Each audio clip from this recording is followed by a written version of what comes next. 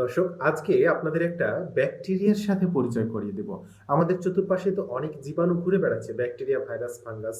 তো এই যে ব্যাকটেরিয়াগুলো আমাদের রোগ সৃষ্টি করে, সব ব্যাকটেরিয়া তো রোগ সৃষ্টি করে না, যে সকল ব্যাকটেরিয়া রোগ সৃষ্টি করে। তো এই ব্যাকটেরিয়াগুলোকে আসলে চিনে থাকা দরকার। এরা কিন্তু আমাদের আশেপাশেই আছে এবং আমাদের ক্ষতি করছে। তো এগুলোকে একে একে আমরা চিনে থাকা দরকার। তো আজকে একটা ব্যাকটেরিয়া সম্পর্কে কথা বলবো। এই ব্যাকটেরিয়াটার নাম হচ্ছে হেলিকোব্যাক্টার পাইলোরি, বা সংক্ষেপে বললে এইচ পাইলোরি। ব্যাকটেরিয়াটি দেখতে একটু লম্বাকার এবং মাথার দিকে ৫-৬টার মতো সুর আছে, এরকম সুর আছে, এবং এঁকে বেঁকে ঘুরে বেড়ায়। এই ব্যাকটেরিয়াটি আমাদের শরীরের ভেতরে প্রবেশ করে আমাদের পাকস্থলিতে বা স্টোমাকে এরা অবস্থান করে এবং স্টোমাকের ক্ষতি সাধন করে। প্রথমে বলে নিই যে স্টোমাকে কিন্তু আমাদের থাকে হচ্ছে হাইড্রোক্লোরিক অ্যাসিড বা HCl, যেটা হচ্ছে আমাদের খাদ্য হজম করে, প্লাস হচ্ছে আমাদের শরীরে যদি কোনো জীবাণু প্রবেশ করে তাহলে জীবাণুগুলোকে ধ্বংস করে। আর যেহেতু এটা তীব্র একটি অ্যাসিড, সুতরাং এটি আমাদের স্টোমাকে যে থাকে, স্টোমাক হচ্ছে একটি আমাদের শরীরের মাংস দিয়ে গঠিত একটি অঙ্গ, এটিও কিন্তু হজম হয়ে যাওয়ার কথা এই অ্যাসিডের কারণে।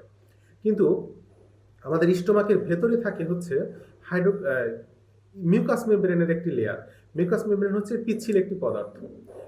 তো পিচ্ছিল পদার্থ থাকার কারণে এই অ্যাসিডটা কিন্তু সেই স্টোমাকের কোনো ক্ষতি করতে পারে না।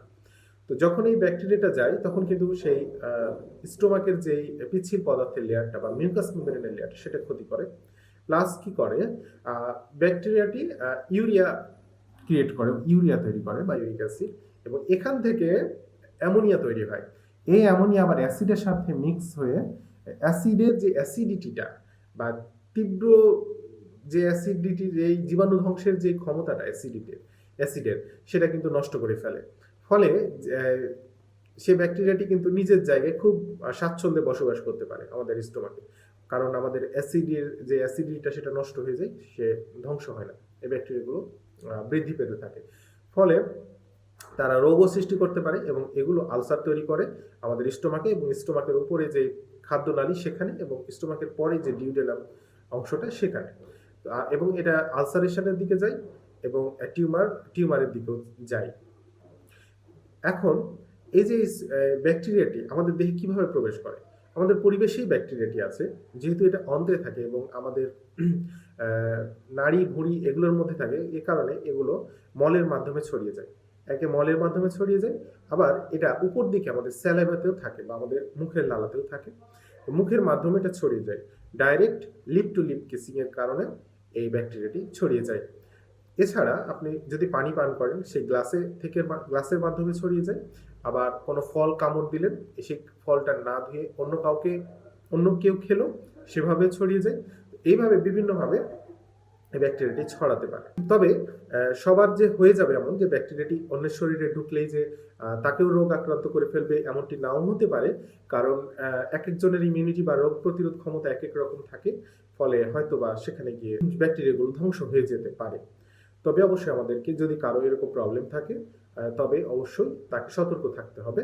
এই প্রবলেমের বা এই ব্যাকটেরিয়ার লক্ষণগুলো হচ্ছে যে পেটে প্রচন্ড ব্যথা হয়, এরপরে বমি বমি ভাব হয়, আর খাবার আগে বা খালি পেটে থাকলে খুব পেট জ্বালা পোড়া করে, খাওয়ার পরে ব্যথাটা কমে যায়, মানে আলসারের যেই লক্ষণগুলো সেগুলো। এখন আমরা এই ব্যাকটেরিয়াগুলোকে কিন্তু বিভিন্নভাবে পরীক্ষা করে বের করা যায়। যেমন এই আমাদের কিন্তু এই শ্বাসের মাধ্যমে স্যালাইভা পরীক্ষা বা হচ্ছে যে মল পরীক্ষা, এই ধরনের পরীক্ষা করলে কিন্তু সেই ব্যাকটেরিয়াটাকে দেখা যায়, এবং ব্যাকটেরিয়াটা দেখলে এই ধরনের ট্রিটমেন্ট সেটা ডাক্তারগণ দিয়ে থাকেন। আর একটু সাবধানে থাকতে হবে যেন এই মল ছড়িয়ে না পড়ে বৃষ্টির মাধ্যমে দিকে, কারণ এইটা কিন্তু এই জীবাণুটা এইভাবেই ছড়িয়ে পড়ে।